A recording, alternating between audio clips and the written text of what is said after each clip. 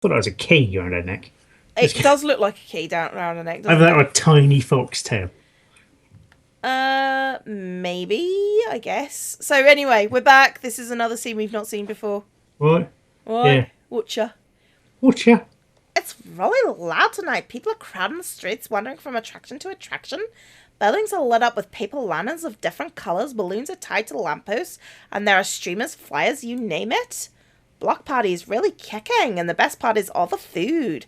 So many vendors that they had to put a map of them all. I only got a stick of cotton candy though. I have to try and watch my figure at least a little. Oh, fuck you. Yeah, well, oh shit. I'm sorry, I was getting a drink, so balls to it. Failed. I dropped my glasses case on me. Yes, I wear glasses. By the way, Dun, dun, dun. just me and almost everyone else in the world. Yep. Although I do have slightly weird eyes. They're red and they glow. So they're going to be violet. You've got pitch black skin and white hair. No, I am long-sighted in one and short-sighted in the other because even my eyes can't even make up their fucking mind. That is a bit weird. It is a bit weird. The optician said, "Oh, that's a bit weird." I was like, "Yes, Yeah, thanks for that. thanks." you stated the blindingly fucking obvious. Except to me, because I can't see it if it's at distance or at range. If you have one eye open and one eye closed, I mean, you could maybe get a monocle. So get a set of monocles to make yourself completely long-sighted, and another one to make yourself completely short-sighted. Yeah, I could do that. Or I could just blind myself in one eye and make myself a pirate. Yar. Yarr. But yeah, it is weird. Unfortunately, I can't seem to enjoy it at all. It reminds me that we should have been hosting a booth too. And that just reminds me of how bummed Tad must be right now. Oh, so she doesn't. Yeah, I thought that they didn't do anything about the meat crisis. No, they didn't. Yeah. Honestly, I'm not too upset about the store. It's just Tad I'm worried about. Since we couldn't host a fundraiser and the store is basically doomed to fall into debt, Ron decided that selling it sooner would be better. Though, really, I know the real reason he's so eager to sell it, getting rid of the store and he gets his son back. It's been a while since that day, and yeah, it's been about 20 days actually. And we've not seen Ted. And to be fair, we have slept through most of the world. Tad seems to resign to the idea of selling the shop. I'd hoped that Mr. Starr talked to him after all this time, but I'm pretty sure he hasn't. Or as the Stars would say, I bet my biscuits he hasn't. Oh, that was really painful. Yes. Californian doing a Texas accent, no. How can I tell? The fact that Ted didn't accept my invitation to go to this block party, thanks to him, I'm all by myself. Because you have no friends. Myself. Don't wanna be All by myself. anymore. Well, I know he's super crushed, so it's okay. What? Okay. Wow. Fucking heartless, Nicole. He's always didn't accompany me because as long as he's depressed, it's fine. Yeah. I was hoping to use this party as a way to cheer him up, but whelp, you actually said whelp. So much for that. Tad told me to stop coming to work a few days ago, which is good because I hadn't seen him for 20 days. I hadn't really been going to do my shifts or anything. So I have no idea what's going on with him. I'm pretty sure the shop's going to be sold soon, so he must be taking care of that, I guess. Ugh, this is a party. I'm supposed to be happy, so cheer up me. I have to take my mind off Tad somehow. I see a street musician rocking out on an acoustic guitar nearby. Looks like I found a way to do it. Better not be a guitar douchebag. Yep. There's a small crowd around the guy, a couple of teenagers, parents holding the hands of children with painted faces. Looks like he's getting done with a song just as I join in. Let me guess. Is his name Ted Buddy Jones or anything like that? Small crowd erupts in applause. Although I read that as applesauce first. It just exploded into applesauce. It's a magic guitar. Turns people into fruit. It's the Pied Piper of apples. The appled piper of whatever the hell Wherever this this is, that's not California or Texas or Alabama. I think it is. Even though I just got there, I clap too. What? It's rude not to. Well, just when it's a couple of seconds after it stopped being appropriate. Yeah. Just Guitarist raises a hand to quiet down the audience, then immediately starts into his next song, the lively one which gets some of the parents going with a few amazed oohs. It sounds strangely familiar. Is it modern? Yeah, this has to be a modern song because I'm so sure I've heard it recently. or ever in her case. I catch myself nodding along to the beat and tapping my foot when it hits me. It's like a muscle memory is just activated. This was the song that Ted and I danced to at that disco club. Is it disco pub or club? They can't seem to make up their Make your mind up. Yeah. Those two things are if you're not British, those two things totally different. Club, not a pub. Yeah. Pubs are more fun. Yeah. You can sit down and the floors aren't sticky. And it depends what pubs you go to. And I can speak to someone. Usually. Doesn't matter that they want to be talked to or not, I can talk to them. Just corner someone in the booth. Hello. I'll come swarming back, the way he gripped my hands as he held me in a frame, sound of his voice as he whispered directions into my ear. I sigh a little, shivering, my body warms like he's standing right next to me, and I reflexively turn. But What? duh, he's not going to be there. Oh, fine, I get it. I don't care if he's sad or whatever. I'm going to find him tonight, and I'm going to cheer him up, damn it. Whether he likes it or not. Yeah. Guitarist is doing a really good job, but I turn on my heel to head out. Should have been watching where I was going, though, because I run smack dab into someone else. What? Oh, sorry. I steady myself on my feet. Then, to my horror, that was some of the cotton candies got stuck to this guy's dark blue police uniform. And his face. Give him a pink beard.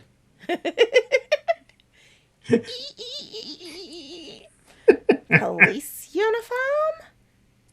What? How do you know? I was thinking of getting something sweet. Is it me or just Ron just creepy as fuck?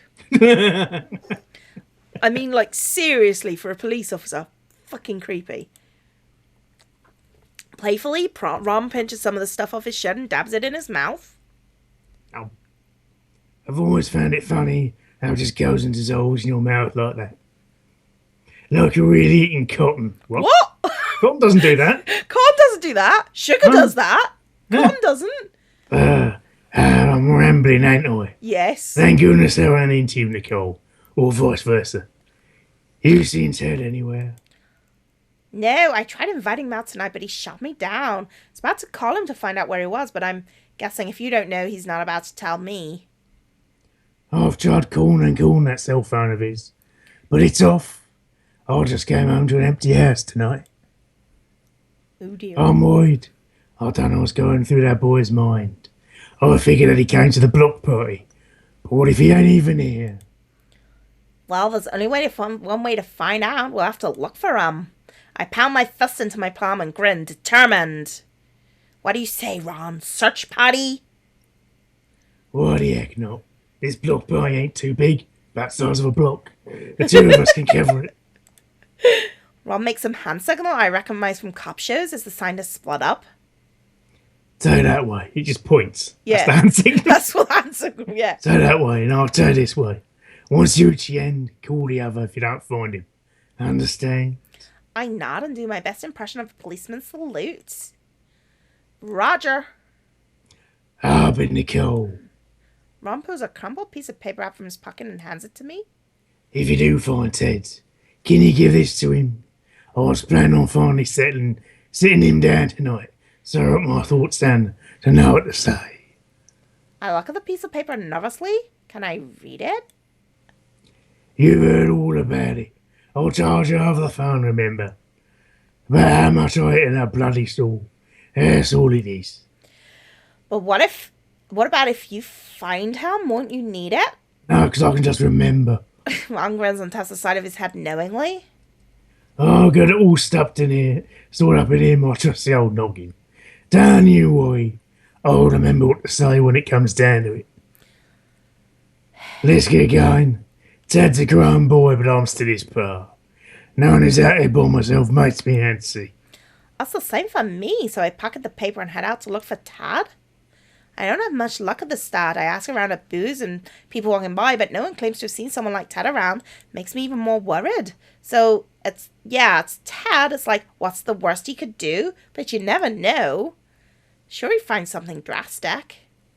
I ended up searching for a good half hour and eventually found my way near the tip of the park. It's mostly deserted here for obvious reasons. Why go here when there's a party happening right nearby? I don't think wallowing in the dark is Ted's style either. No.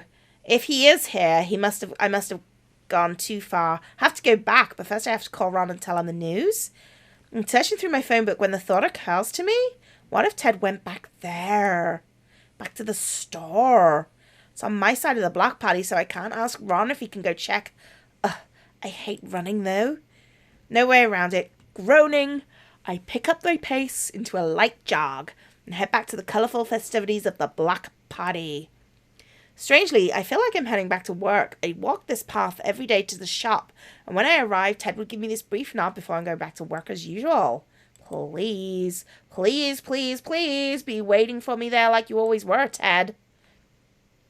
When I reach the store, the doors slide open for me, even though it's still dark inside. That can be a coincidence. Well, the door's unlocked. Yeah.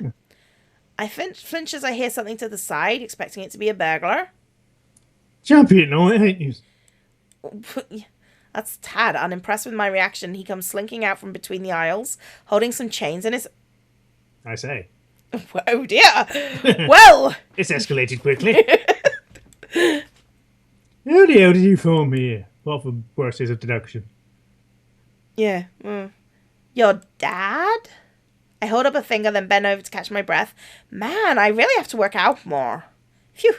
Sorry, as I was saying, your dad found me at the block party. He's looking for you. When he got back to your apartment, he said you weren't there.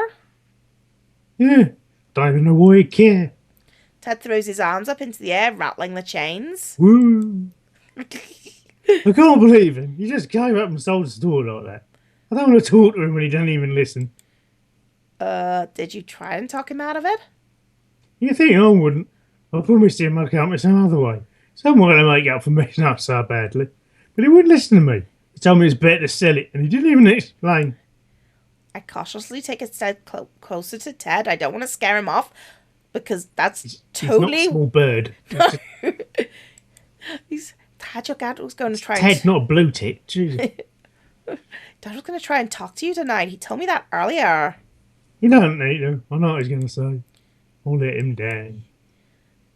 All this time, I'm doing my best to make him proud. I'll let him down like that over some simple, stupid mistake on the floor. Can't believe myself either. So I understand. Now I have to show Pops I'm serious about it.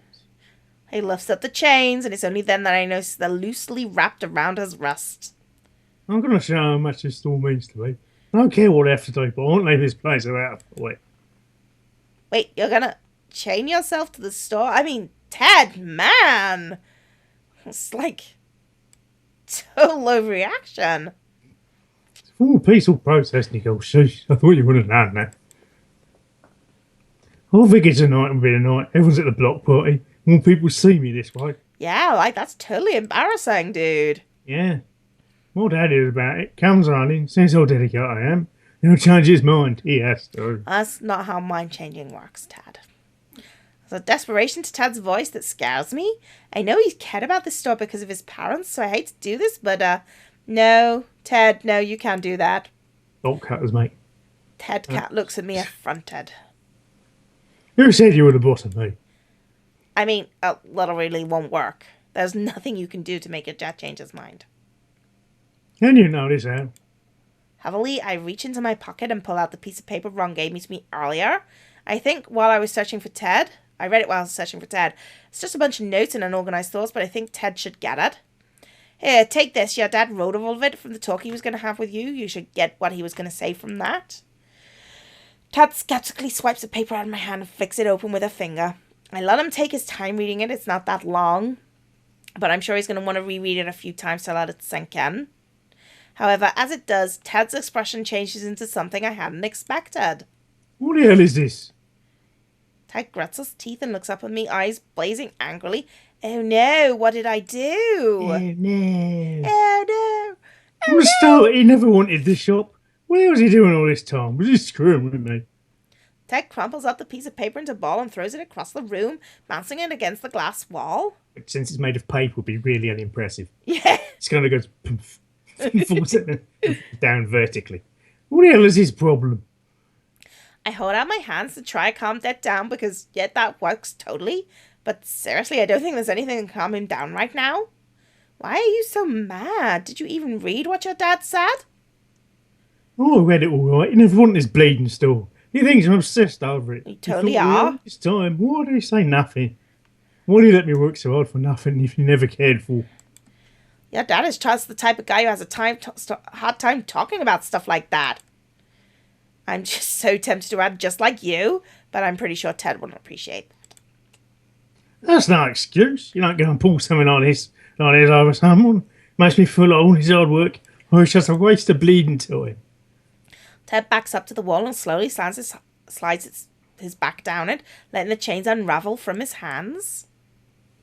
You know, maybe it was all a waste of time. Maybe my pa didn't think I could do anything but run some dinky convenience store. Ted, don't think of it like that. Don't try to console me. Okay, fine, fuck you then. Okay, bye. Ted roars so loudly that the convenience store must be filled with his voice. Angry. Oh, talk to me like some loser. I'm not a loser. I just lost everything. Well, maybe I am. I lost everything. Ted drops his hands and cradles his knees. His hands grab into his hair, desperate for something stable to hold on to. Maybe that's just how I am. I work hard and do my best. It's just not good enough. I'm going to screw something up. Because you're only human?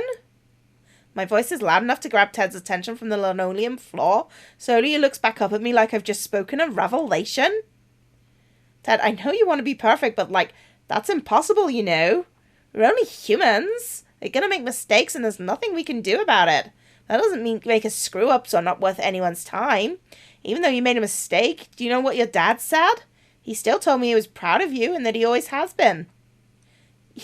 You've done so much, Ted. You work so hard and your heart is always in the right place, like in the middle of your chest and everything. Well, side to side. Tilted, but still in the middle of your chest. You inspire me to do my best too, but you don't say that you're not good enough, okay? Oh, sorry. During the moment. I am not good enough. I will say this right now. You are good enough. You don't need to be perfect, and if your mum was still alive, I'm sure she'd agree with me. Mama. Ted's voice is barely a whisper, and I see him struggle to steady his quivering lip. He clenches his eyes, looks down at the floor for a moment. You're lying. He leaps to his feet, startling me, and then starts forward right at me. You're lying. I don't believe you. You're only trying to make me feel better. Ted's blushing super hard, and he points an accusing finger right at me.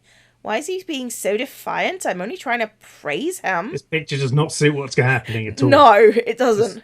The hell? Yeah, that ponytail is really thin. Yeah. It's like she doesn't have real hair. I'm not lying, I meant it. Everything. Gosh, what am I going to have to tell this idiot to get him to listen to me? Fine, you know what? I'll prove it to you. Tad scoffs like the very notion is impossible. Prove to me. Who are you going to? I said with a kiss. Kiss, yeah. Yeah. Close the gap between us and press my lips fleetingly against Ted's. We're close enough for me to feel his heart start hammering from underneath his shirt, and I can only indulge in the softness of his touch before he suddenly pushes me away. Okay, you idiot. Isn't it fucking obvious? Ted's eyes are wide and his expression is way past flustered and into mortified territory. His hand shakes as he points at me now. What is that? I just proved you were good enough, see? What? Okay. Wow, okay, Nicole. Got me to fall for you, that has to prove you something great, right? God, narcissism. Ego on that woman, Jesus Christ. I blush a little and start laughing. Yeah, I totally just gave a smooth confession right there, but my heart must be beating as fast as Ted's right now. Ted's face goes the reddest I've ever seen as he shyly covers his lips with his hands. You. He keeps talking from behind his finger shield like words would fail him otherwise. You really like me. Oh, we're four. Do I really have to keep saying it? I'm crazy about you, Ted. I mean it. Like, Do you like me God. or like me like me? You I so have a little look Ted right in his shaky eyes so he knows I'm serious. So don't ever say you're not good enough just because you're not perfect. You don't have to be. You're perfectly imperfect. And that must be why I must like you so much. Ted keeps his hand clamped over his mouth as he uneasily glances to the side. Finally, he lowers it, and I watches his lips quiver as he struggles to remain cool. Oh, I guess if you want to be my girlfriend, I could do this. Wow! Wow, Ted. Fuck you. That reminds me of a Valentine's card I saw in the shops this year. Yeah. It's lovely. It's kind of just red card, slightly foiled sort of thing. Silver writing, all kind of done quite prettily on this otherwise blank card, but it's absolutely tiny in the centre. It just says, "You'll do." I think I've seen that one. Yeah, you'll do. As words make warmth blossom in my chest, as thinly veiled as they are, I giggle and coyly hold a finger to my lips, blushing. So, are you saying that you like me too? Yeah. Ted takes a deep breath and nervously clears his throat. I'm not going to repeat this. You better be listening now. I'll say this only once. I'm very fond of you, Nicole. You can say that, yeah. I'm here to have reels for you. I never thought I'd be saying this to anyone who wants it. But man, if you gives my life a spark, I'll put your hand in a plug. Ted hunches his shoulders and starts speaking from the corner of his mouth in a quick, quiet voice. So go at me, please. That's all I needed to hear. I charge Ted and jump into his arms, laughing as he twirls me around some. Quickly, he sets me on my feet and returns to normal as though remembering himself.